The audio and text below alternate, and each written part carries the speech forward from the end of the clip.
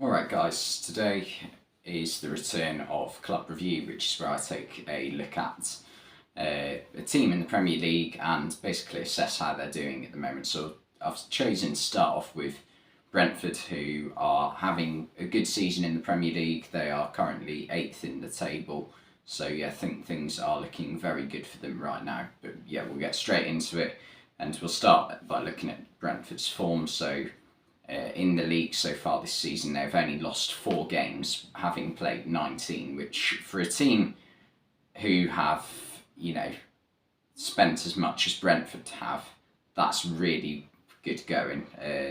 Granted, the 4 defeats there were a couple of heavy defeats to Arsenal and Newcastle and Aston Villa involved in there, but that's still a really impressive record. And in like their most recent form, 4 wins out of 5 in the league, including wins against Man City and Liverpool, and a draw against Tottenham as well. So that's amazing form considering Brentford's expectations this season.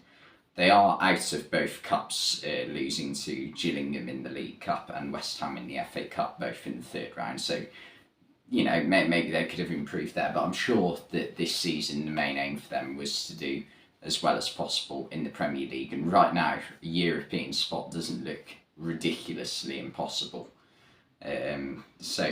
Really good form at the moment. But then starting 11, so this would be my best starting 11 when everyone's fit. So David Raya in goal. I think that's not even a question really. He's an incredible goalkeeper, and there's no wonder why. Some of the well-known bigger teams are looking at him, including Chelsea and Tottenham at the moment. Then I've gone with a back three of Christopher Ajer, Ethan Pinnock and Ben Mee. Ben Mee's got to go down as one of the signings of the season for a free transfer. He's been absolutely superb and has definitely, in my opinion, improved their defence this season, because there were a couple of occasions last season where it felt as though they conceded goals which they probably shouldn't have done, but I think he's taken their defence to another level this season. And Pinnock and I just think they're the 2 most consistent performers, other than Ben Mee, out of all of Brentford's defenders. So I've picked them.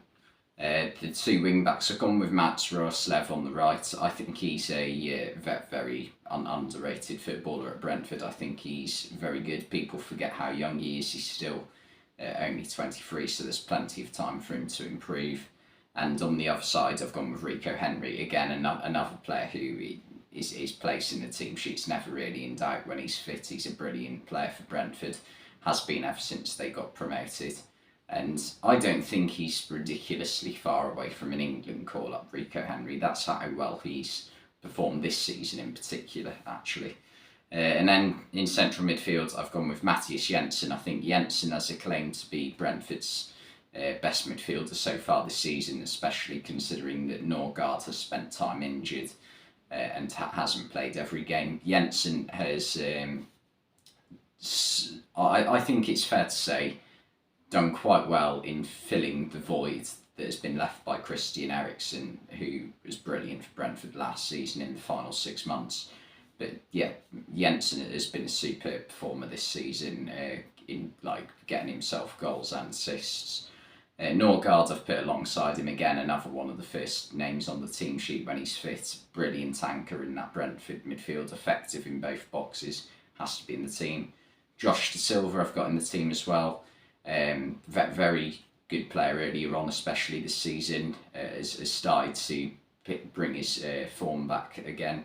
And not a lot of people saw much of him last season, but this season he's shown himself to be a very good player, still very young too. And then up front, Ivan Toney and Brian Mbeumo.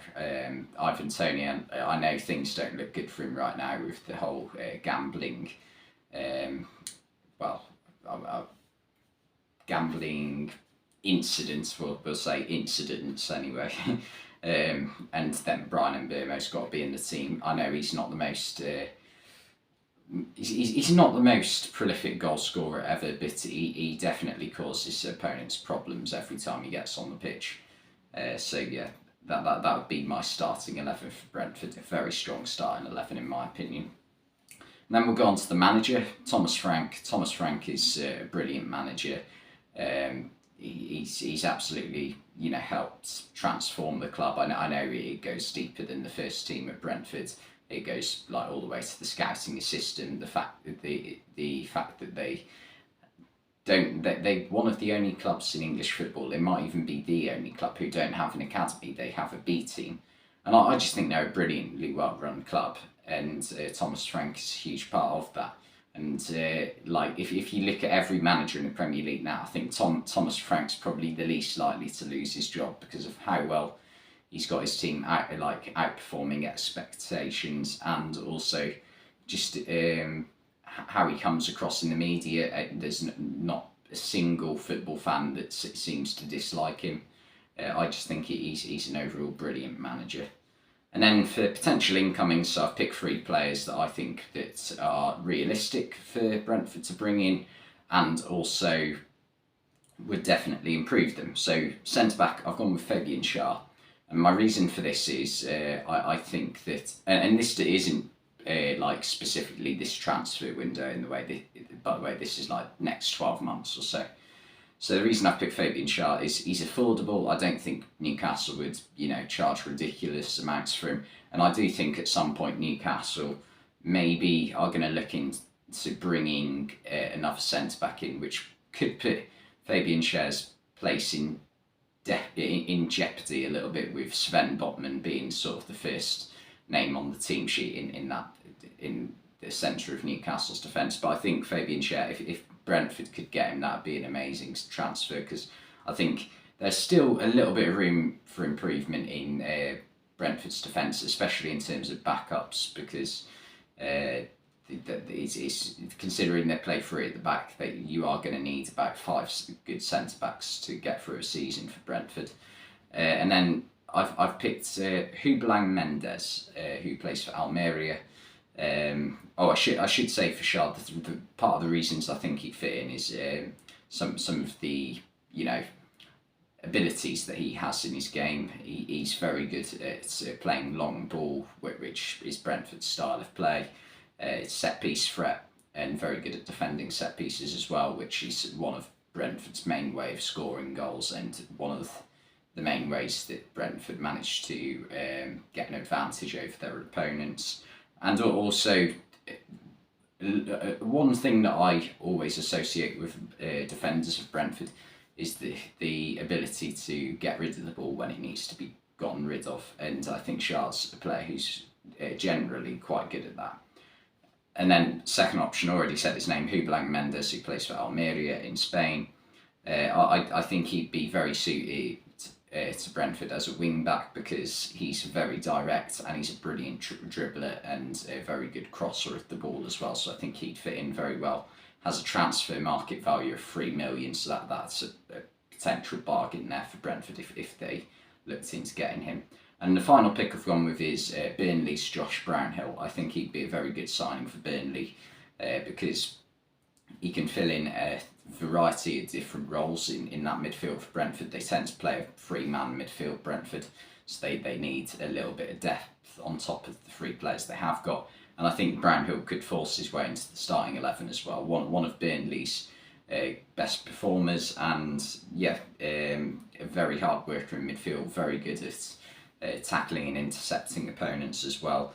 And the other thing I like about him is the fact that he is always switched on.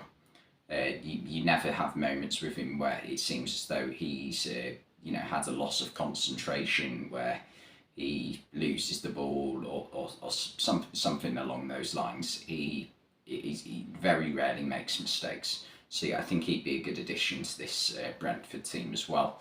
And then finally, to summarise, I think Brentford are having an amazing season. I think a European spot will be hard to attain, but I don't think it would be impossible.